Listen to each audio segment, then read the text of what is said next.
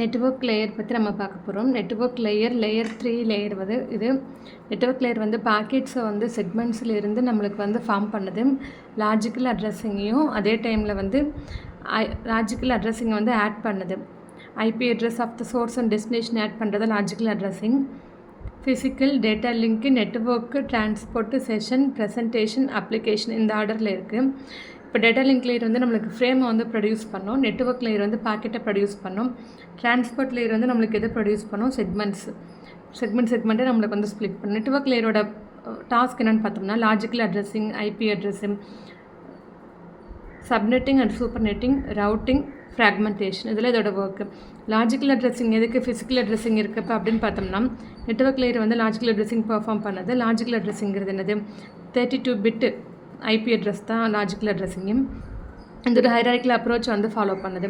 Data link layer வந்து physical அட்ரஸிங்கை வந்து perform பண்ணுது மேக் அட்ரஸோட ஹெல்ப்பில். மேக் அட்ரஸுங்கிறது 48 பிட்டு 12 டிஜிட் ஹெக்ஸா டெசிமல் அட்ரஸில் ரெப்ரசென்ட் பண்ணுறோம். மேக் அட்ரஸ் வந்து மேனுஃபேக்சரால் வந்து அசைன் பண்ணப்படுது. இப்போ ரவுட்டர் இருக்குது, இன்டர்மீடியட் ரவுட்டர்லாம் இருக்குன்னா ஹோம்லேருந்து கூகுளுக்கு போகங்கிட்டு நிறைய ரவுட்டர் வந்து ஃபேஸ் பண்ணுற மாதிரி இருக்கும். அப்போ வந்து இன்கேஸ் நான் வந்து கூகுளோட ஐபி அட்ரஸ் 142ன்னு கொடுக்குறேன் அப்படின்னா அந்த 142ங்கிறது எந்த நெட்வொர்க்கில் இருக்குது அப்படின்னு தெரியாமல் அது வந்து ஒவ்வொரு டைமும் ப்ராட்காஸ்ட் பண்ணி ஒவ்வொரு நெட்வொர்க்குக்கும் போய் வந்து நம்மளுக்கு வந்து கொடுத்துட்ருக்கோம்.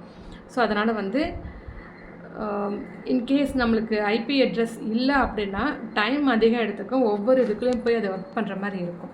அதனால தான் நம்ம வந்து இங்கே வந்து ஐபி அட்ரஸ் நம்ம யூஸ் பண்ணிக்கிறோம். கிளாஸ்ஃபுல் ஐபி அட்ரஸிங் அப்படின்னா வந்து என்னென்னா ஐபி அட்ரஸை இது மாதிரி 4 நம்ம டிவைட் பண்ணிக்கிறோம். 32 பிட்டை வந்து 8 பிட்டாக நம்ம வந்து டிவைட் பண்ணிக்கிறோம். அப்போ ரேஞ்ச் எப்படி இருக்கும்? 0.0.0.0லேருந்து 255.255.255 இந்த ரேஞ்சில் இருக்கும். எப்படி வந்து நம்ம ஆர்கனைஸ் பண்ணுறோம்? Class, network ID, host ID அந்த ஃபார்மேட்டில் நம்ம வந்து பண்ணிக்கிறோம். கிளாஸ்ஃபுல் அட்ரஸிங்கில் வந்து ரொம்ப இம்பார்ட்டன்ட் கான்செப்டே இதுதான். 5 டிவைட் பண்ணுறோம். ஏபிசிடி இன்ட்டு ரிசர்வ் பிட்டு.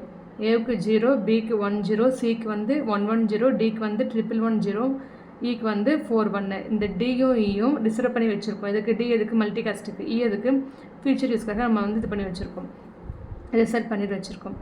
ஃபஸ்ட்டில் ஏவில் வந்து நெட்வொர்க் ஐடி வந்து ஒரு ஆக்டெட், மீதி 3மே ஹோஸ்ட் ஐடி.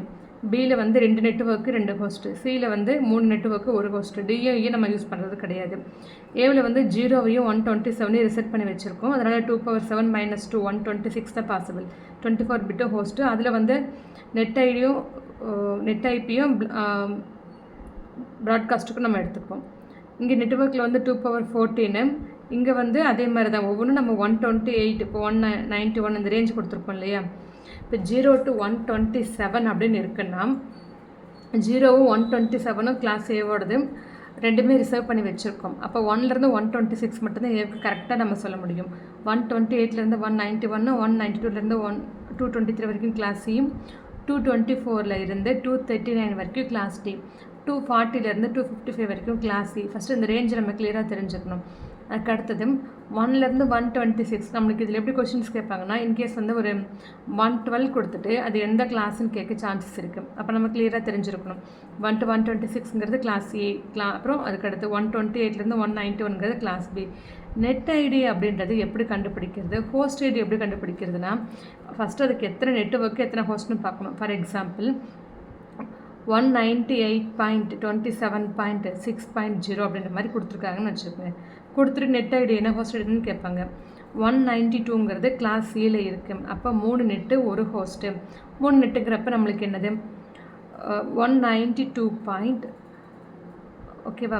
0 நெட்டு எத்தனை நம்மளுக்கு ஹோஸ்ட் என்ன அப்படின்றத நம்ம பார்க்கணும். அதுக்கேற்ற மாதிரி நம்ம வந்து இப்போ நெட் ஐப்பிங்கிறப்ப 192.72.6 அவ்வளோதான். 0ங்கிறத ஹோஸ்ட்டு, அங்கே 0 போட்டுக்கணும்.